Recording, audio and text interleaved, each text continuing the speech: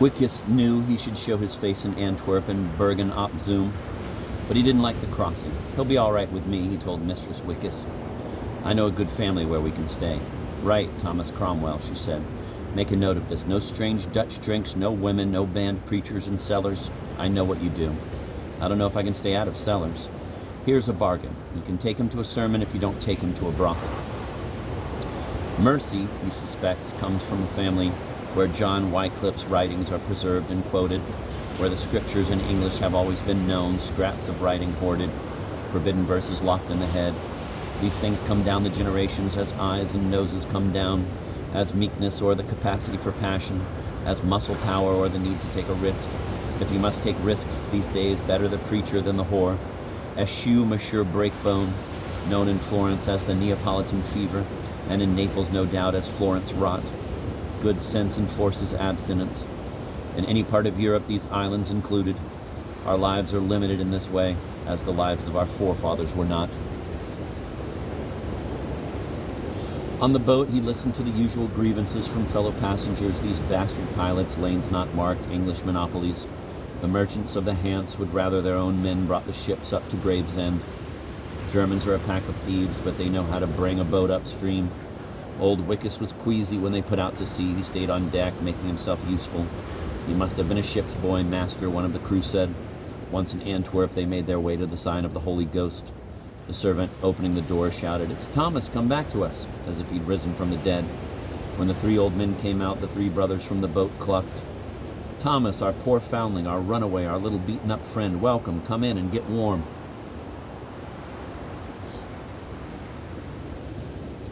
Nowhere else but here is he still a runaway, still a little beaten boy.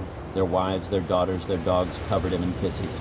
He left old Wickus by the fireside. It is surprising how international is the language of old men, swapping tips on salves for aches, commiserating with petty wretchednesses, and discussing the whims and demands of their wives. The youngest brother would translate as usual, straight-faced even when the terms became anatomical. He had gone out drinking with the three brothers, three sons. "What will ye?" they teased him. "The old man's business? His wife when he dies?" "No," he said, surprising himself. "I think I want his daughter." "Young? A widow?" "Young enough." When he got back to London, he knew he could turn the business around. Still, he needed to think of the day-to-day. "I've seen your stock," he said to Wickus. "I've seen your accounts. Now show me your clerks." That was the key, of course, the key that would unlock profit. People are always the key. And if you can look them in the face, you can be pretty sure if they're honest and up to the job. He tossed out the dubious chief clerk, saying, "You go or we go to law," and replaced him with a stammering junior, a boy he'd been told was stupid. Timid was all he was. He looked over his work each night, mildly and wordlessly indicating each error and omission, and in 4 weeks the boy was both competent and keen, and had taken to following him about like a puppy. 4 weeks invested, and a few days down at the docks, checking who was on the take. By the year end, Wickus was back in profit. Wickus stumped away after he showed him the figures. "Lizzie?" he yelled. "Lizzie, come downstairs." She came down. "You want a new husband? Will he do?" She stood and looked him up and down. "Well, Father, you didn't pick him for his looks." To him, her eyebrows raised, she said, "Do you want a wife?" "Should I leave you to talk it over?" old Wickus said. He seemed baffled. Seemed to think they should sit down and write a contract there and then. Almost they did. Lizzie wanted children. He wanted a wife with city contacts and some money behind her. They were married in weeks. Gregory arrived within the year, bawling, strong, 1 hour old, plucked from the cradle. He kissed the infant's fluffy skull and said, "I shall be as tender to you as my father was not to me. For what's the point of breeding children if each generation does not improve on what went before?"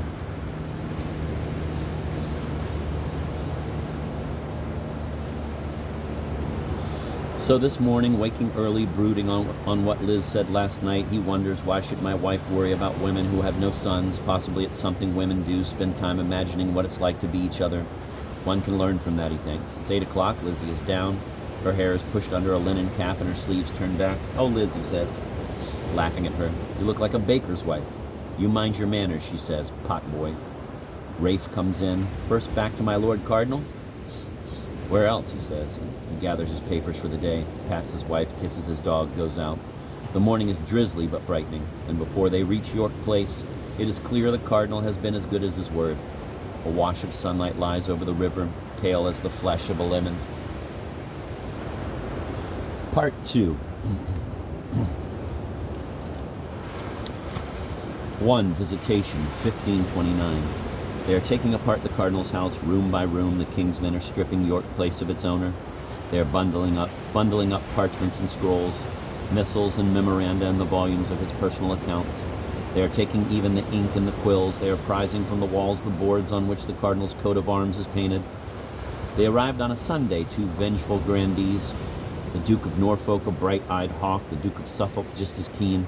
They told the cardinal he was dismissed as Lord Chancellor and demanded he hand over the Great Seal of England. He, Cromwell, touched the cardinal's arm. A hurried conference. The cardinal turned back to them gracious. It appears a written request from the king is necessary. Have you one? Oh, careless of you. It requires a lot of face to keep so calm. But then the cardinal has face.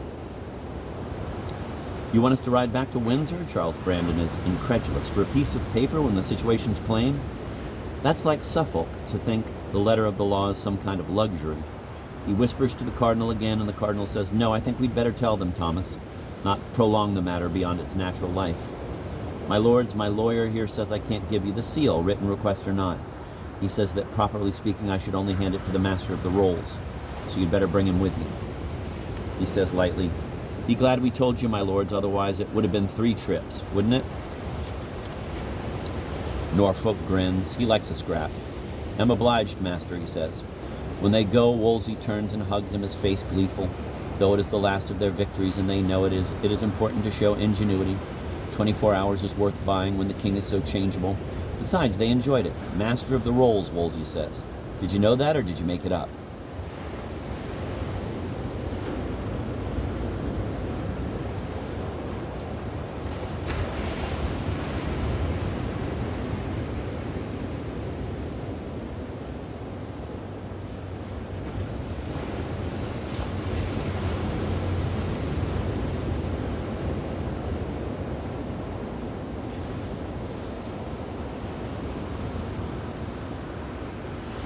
Monday morning, the dukes are back. Their instructions are to turn out the occupants this very day because the king wants to send in his own builders and furnishers and get the palace ready to hand over to the Lady Anne, who needs a London house of her own.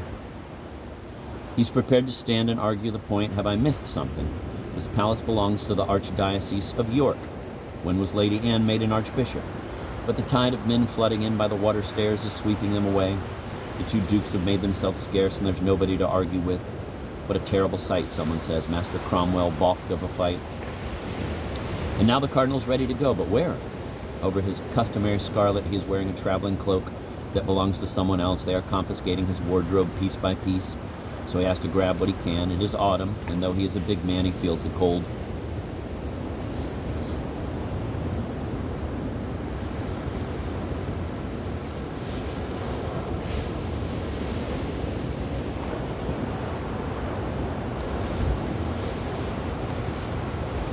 They are overturning chests and tipping out their contents. They scatter across the floor letters from popes, letters from the scholars of Europe, from Utrecht, from Paris, from San Diego de Compostela, from Erfurt, from Strasbourg, from Rome.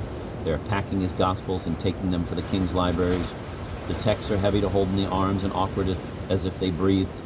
Their pages are made of slunk vellum from stillborn calves, reveined by the illuminator in tints of lapis and leaf green.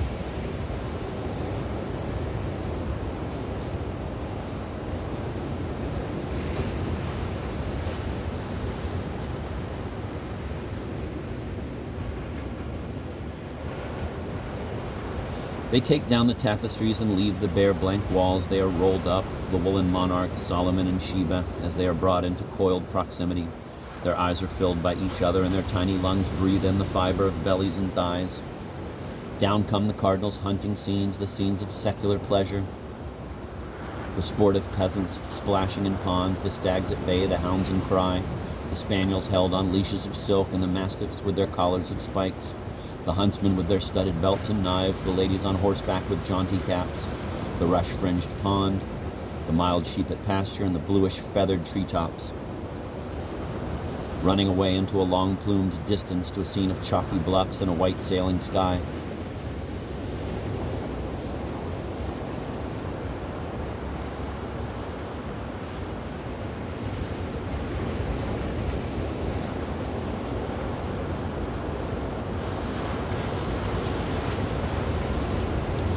cardinal looks at the scavengers as they go about their work. Have we refreshments for our visitors? In the two great rooms that adjoin the gallery, they have set up trestle tables. Each trestle is 20 feet long, and they are bringing up more. In the gilt chamber, they have laid out the cardinal's gold plate, his jewels and precious stones. And they are deciphering his inventories and calling out the weight of the plate. In the council chamber, they are stacking his silver and parcel gilt, because everything is listed down to the last dented pan from the kitchens. They have put baskets under the table so they can throw in any item unlikely to catch the eye of the king.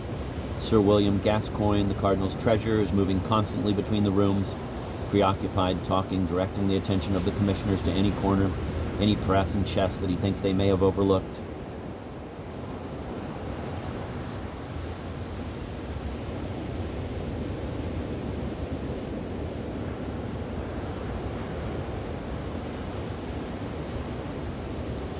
Behind him trots George Cavendish, the cardinal's gentleman usher. His face is raw and open with dismay.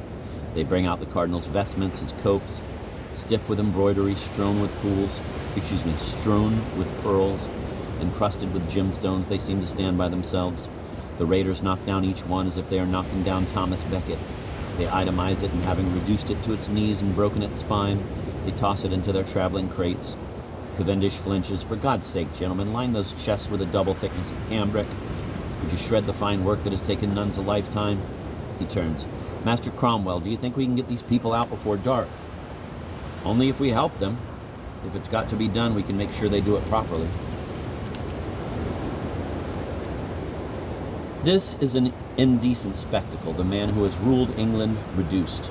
They have brought out bolts of fine Holland, velvets and gross grain, sarcenet and taffeta, scarlet by the yard, the scarlet silk in which he braves the summer heat of London, the crimson brocades that keep his blood warm when snow falls on Westminster and whisks and sleety eddies over the Thames.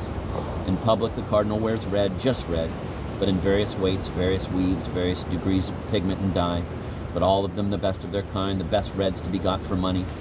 There have been days when, swaggering out, he would say, "Right, Master Cromwell, price me by the yard."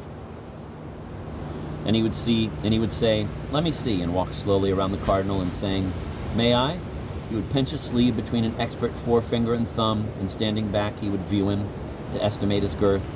Year on year the cardinal expands, and so come up with a figure. The cardinal would clap his hands, delighted. "Let the begrudgers behold us, on, on." His procession would form up, his silver crosses, his sergeants at arms with their axes of gilt. The cardinal went nowhere in public without a procession.